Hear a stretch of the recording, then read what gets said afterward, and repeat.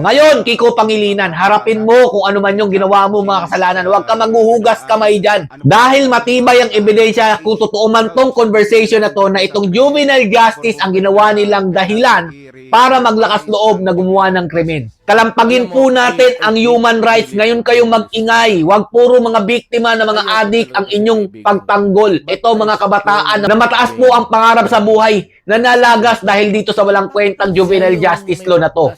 Oh, parang naguhugas kamay kaya dito sa sinabi mo, Mr. Juvenile Justice Law, Kiko Pangilinan. Sabi niya po kasi dito mga idol, nananawagan ako ng mabilis, ganap at tamang pagpapatupad ng Juvenile Justice Law. Di pwedeng pakawalan ang mga sospek kahit minor de edad. Wow! Palakpakan po natin, grabe!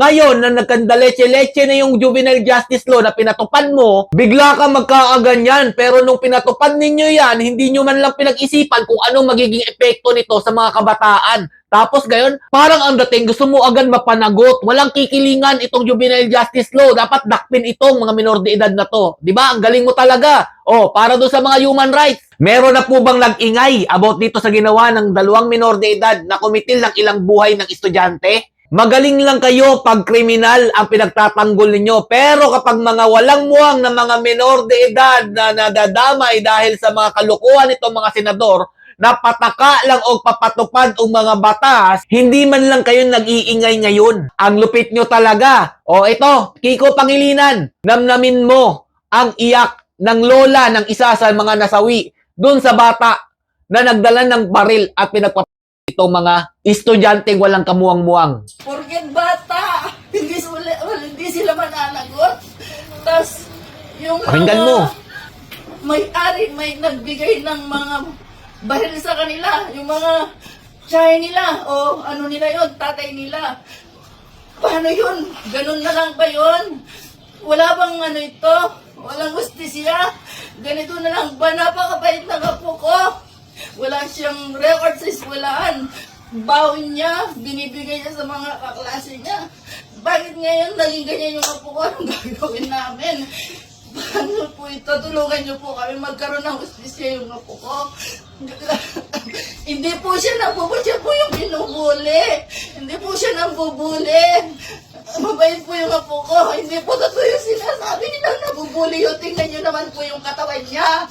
Magaling po sila sa barel. Sinadya po nila yun. Tulungan niyo po kami. Mabigyan ng justisya yung apo ko. Dahil mga Lodi, lumalabas po kasi sa mga haka-haka nito, mga utak talangkang mga loyalistan to, mga nambubuli daw po itong pinagtitigok ng minor de edad na mga walang kwenta. Sa tingin ko mga Lodi, ito yung bata na nakita po natin sa video na medyo malaki po siyang lalaki, na yan po siguro yung apo nitong umiiyak na lola. Oh, tama nga naman. Paano sila makakakuha ng hustisya agad? Dahil nga merong pumipigil itong juvenile justice na to mga Lodi. Kung wala itong bugok na pinatupad ni Kiko Pangilinan, diretso na yan mga Lodi, lilitisin na agad yan, pero hindi. Ito po yung kanilang sandata para hindi po agad makulong tong mga batang ito. At ito nga mga Lodi, no, planado di umano itong ginawa po ng 2 bata na pagkitil ng ilang estudyante. Post po ito ni Noel Landeros. Planado ang mga CICL. Lumalabas daw po ngayon sa social media ang palitan po ng mga mensahe sa messenger ng minor de edad na suspect sa pamamaril sa San Jose National High School sa Tacloban City noong Hunyo 22.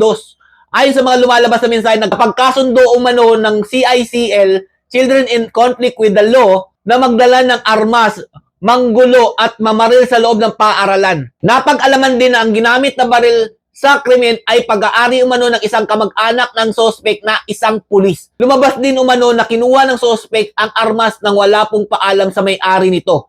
Ginawa din nilang dahilan ang juvenile justice para matakasan daw po ang severe punishment ng planong krimen. Grabe no? Ginawa po nilang sandata itong juvenile justice para po hindi sila makulong agad. Ang lalakas na po ng loob ng mga kabataang ito. Ito po yung ehemplo o example na ginawa po ni Kiko Pangilinan. Kaya mga Lodi, yung sinabi ni Tatay Duterte na ito yung pinakabulok na ginawa po ni Kiko Pangilinan, totoo naman po talaga. Ito na nga po yung epekto. Ngayon, Kiko Pangilinan, harapin mo kung ano man yung ginawa mo mga kasalanan. Huwag ka maghuhugas kamay dyan. Dahil matibay ang ebidensya kung totoo man tong conversation na to na itong juvenile justice ang ginawa nilang dahilan para maglakas loob na gumawa ng krimen. Kalampagin po natin ang human rights. Ngayon kayo mag-ingay. Huwag puro mga biktima na mga adik ang inyong pagtanggol. Ito mga kabataan na mataas po ang pangarap sa buhay na nalagas dahil dito sa walang kwentang juvenile justice law na to. Stay safe mga Lods. And God bless you all. Duterte pa rin.